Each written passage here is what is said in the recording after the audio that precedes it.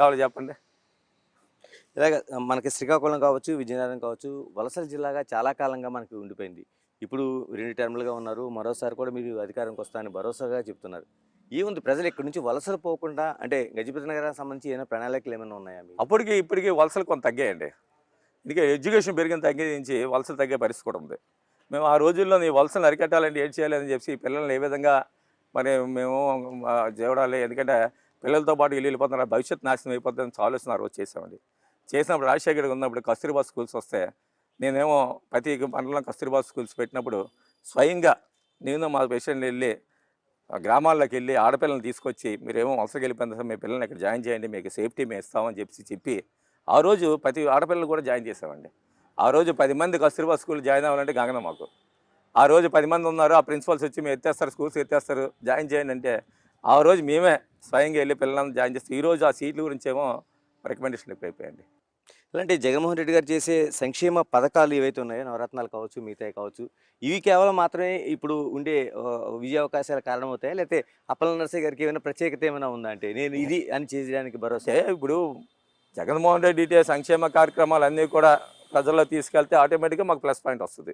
First of all ఆయన ఆయన ఏదైతే గవర్నమెంట్ ఎప్పుడైనా సరే గవర్నమెంట్ చెప్పిన కార్యక్రమాలే మన విజయానికి సోపానం అవుతాయి ఫస్ట్ ఆఫ్ ఆల్.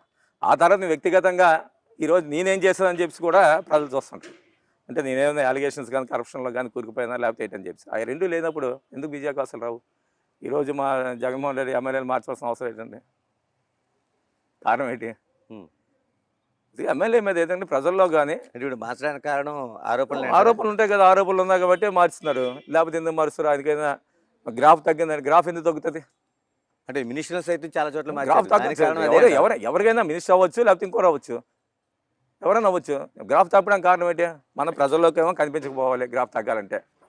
చెప్పిన మన 5 సంవత్సరాలు ఏదైతే మనం గ్రామాలకు వెళ్ళి చెప్పామో ఆ కార్యక్రమం చేయకపోవచ్చు, లేకపోతే మన అవినీతి ఆరోపణలు కానీ చేసినప్పుడు కానీ దాని కౌంటర్ అటాక్ కానీ మనం ఇవ్వలేకపోతే దానివల్ల కూడా గ్రాఫ్ తగ్గుతుంది. ఇవన్నీ కూడా బ్యారేజ్ చేసుకుని ఈరోజు జగన్మోహన్ రెడ్డి గారు ఏమో ఆలోచన చేస్తూ గ్రాఫ్ మారుస్తున్నారు. దాంట్లో తప్పు ఎక్కడ ఉంది? ఎవరు తప్పెట్టవలసిన అవసరం లేదే. ఎవరినైనా పని చేసి గట్టి కష్టపడిన మారుస్తే దానివల్ల పార్టీకి నష్టం వస్తుంది.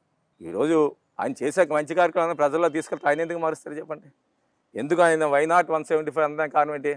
ప్రతి నియోజకవర్గాలకి సుమారు 1000 కోట్ల రూపాయలు డీబీటీ ద్వారా ఏమో డబ్బులు వేసే కార్యక్రమం చేశారు. ప్రతి నియోజకవర్గంలో ఇప్పుడు ఒక గజపతి నియోజకవర్గం కాదు, ప్రతి నియోజకవర్గ సంక్షేమ అభివృద్ధి కార్యక్రమం కానీ సుమారు 500 నుంచి 1000 కోట్ల వరకు ఖర్చు పెట్టారు ఆయన ప్రతి నియోజకవర్గంలోనే. మరి అన్ని నియోజకవర్గాలు గెలాలి కదా. అంటే ఇలాంటి మార్పే కేవలం